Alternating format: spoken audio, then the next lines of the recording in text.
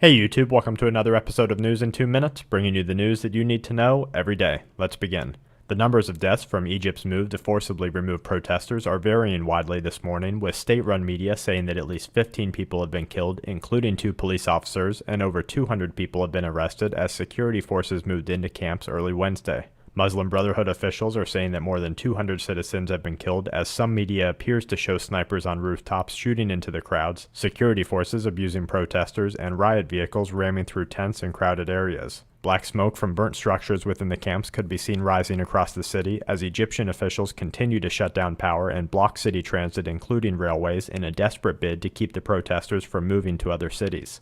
An Indian Navy submarine with an estimated 18 naval personnel still on board caught fire after an unexplained explosion early Wednesday sank the ship in its home port of Mumbai. Military officials are saying that the explosion was most likely an accident, but they cannot rule out terrorism or sabotage at this time.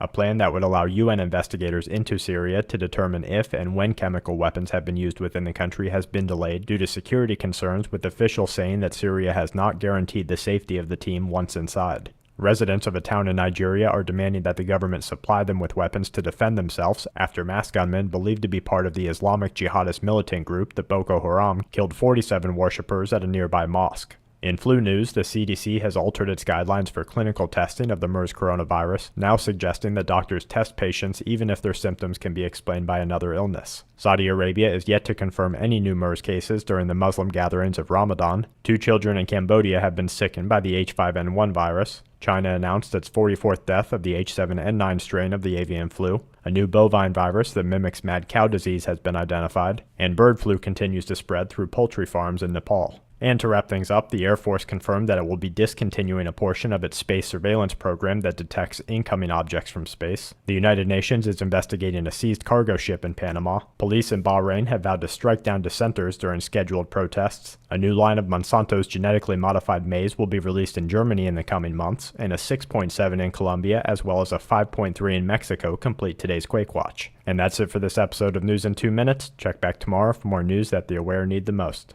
This week's News in 2 Minutes is brought to you by SHTFplan.com, where even the officials go for news, and SQmetals.com for all your precious metal needs.